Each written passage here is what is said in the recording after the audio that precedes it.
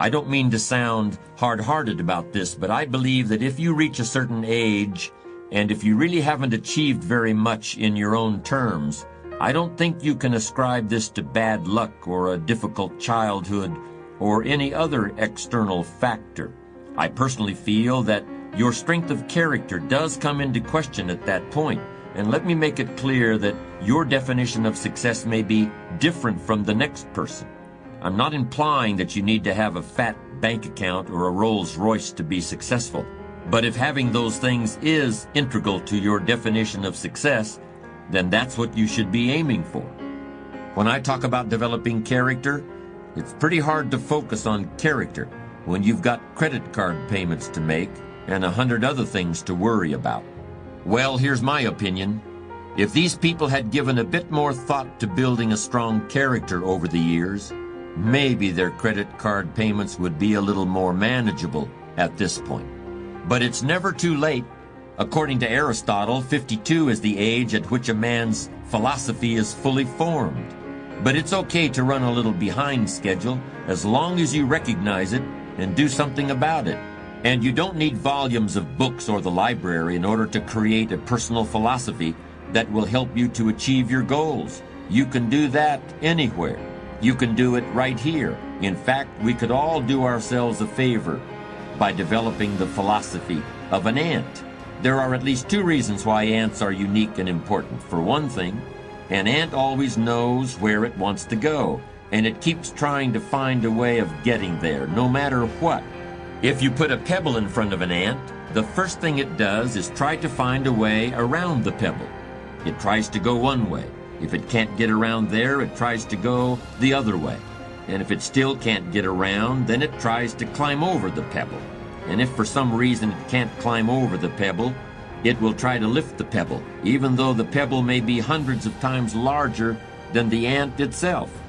And if it finds it can't lift the pebble, it will look for other ants to help. And if all the ants working together can't lift the pebble, they will finally start digging a tunnel underneath it. And even if that doesn't work, they will literally start trying to gnaw their way through the pebble. How long will they keep trying? They'll keep trying until they die. Because the one thing they will never do is quit. That's the ant's philosophy of achievement, and we might all want to incorporate it into our view of the world. The other reason ants are important is because of what they do in the summer. During the summer, the ants plan for the winter. They don't have any credit cards. They don't use the present moment to create debts and liabilities for themselves in the future. They use the present moment to create assets for themselves. Do you remember the fable about the ant and the grasshopper? The grasshopper laughed at the ant for working so hard all summer. The grasshopper just enjoyed himself, leaping around in the high grass without a care in the world. And when the winter came, he starved to death, while the ant had plenty to eat. Remember, we've all been grasshoppers at some point in our lives. Just make sure you're not one now. Character is the means for transforming ideas into achievements. It's somewhat abstract in the sense that you can't lay your hand on it or point to it or weigh it on a scale, but in a very real sense, character is what allows you to get where you want to go. If you want to drive from your home to a store on the other side of town, you'll need an automobile with gas in the tank, and you'll need keys to start the car. But you'll also need to know how to drive.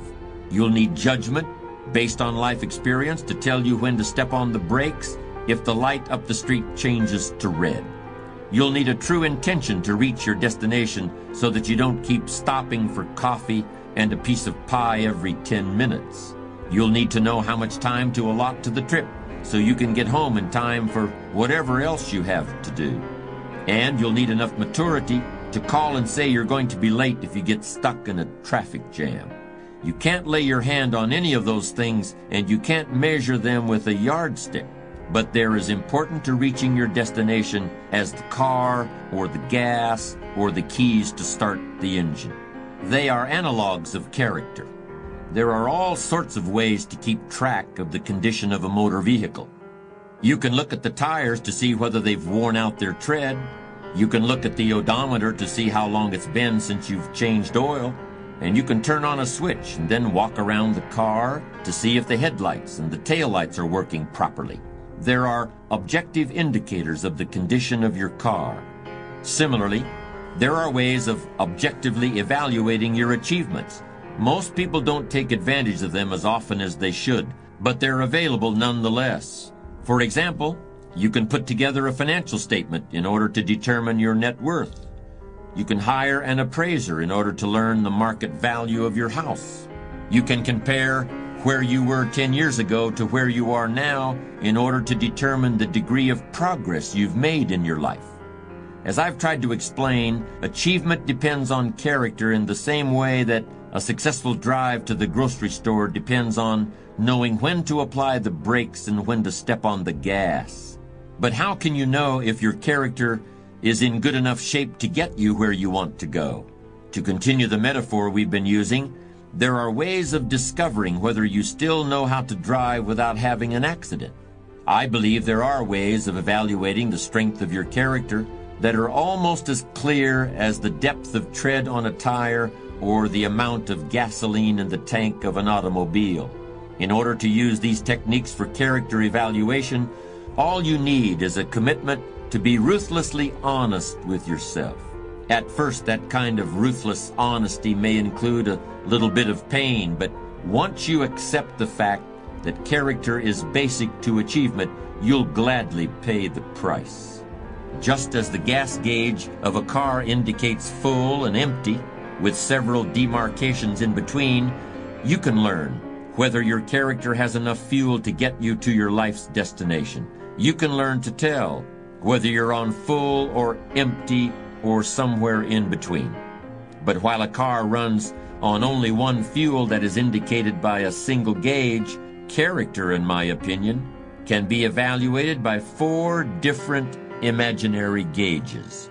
Here's the first one. On the right-hand side of the gauge, corresponding to the letter F for full on a gas gauge, I want you to imagine the letter R, which stands for refusal.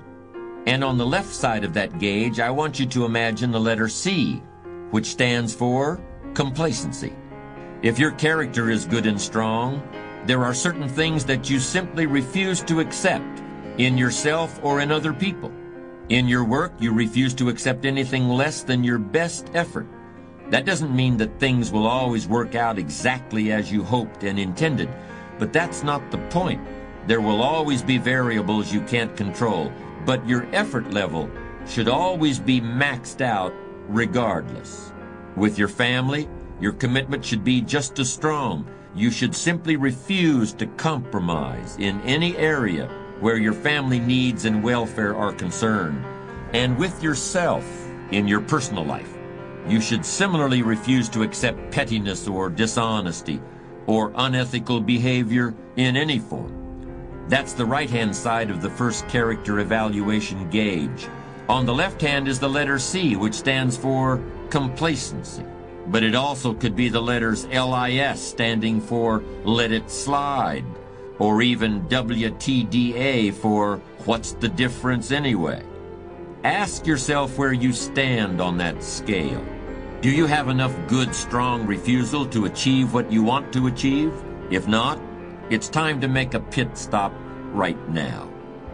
The second character rating gauge has the letter D on the right, and on the left is the letter M. The D stands for decision, and the M stands for maybe. Ask yourself, are you a person who comes to a fork in the road and turns right or left? Or do you stop the car, scratch your chin, and say, well, maybe I'll go this way, and then again, maybe I'll go that way? And in the end, you go nowhere. Think about the big issues that are facing you in your life right now. It could be that you want to leave your job and start a business of your own. It could be that you want to get married. In any case, are you the kind of person who comes to a decision and puts it into action? Or are you someone who says, well, maybe, but then again, maybe not? Now imagine a gauge with a W on one side and an A on the other side. The W should be in bright red or orange, while the A should probably be a dingy green or pale yellow. That's because the W stands for want, as in, I want it now. or I want it real bad, or I want it so much I'll do whatever it takes to get it. The W means you'll go to law school for 5 years at night while working full-time during the day because you want to be a lawyer. The W means you'll get up at 4 o'clock in the morning every day to work on your novel because you want to be a writer. It means you'll travel from one end of the country to the other many times in order to find a doctor who can make your child well. I know people who have done all those things because they wanted something and eventually they got it. The A stands for apathy. That's where you really don't care what happens. And if you really don't care what happens, it's just as well because it certainly isn't going to be anything good. Now we come to the last of our imaginary character gauges. On the right-hand side is the letter P, and that stands for promise. And on the left-hand side is a letter F, and that stands for fear. If you are a person of strong character, you will promise yourself that you will achieve your goals or what?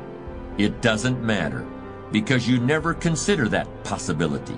You have made a promise, and you're going to keep it. When you set out to drive to the grocery store, you don't stop at the doorway and think, what will I do if I don't make it? You simply intend to get to the grocery store. You know you're going to get there. You will get there. It's simply assumed. Fear is simply the inability to make a promise to yourself. It kicks in when you start thinking about all the bad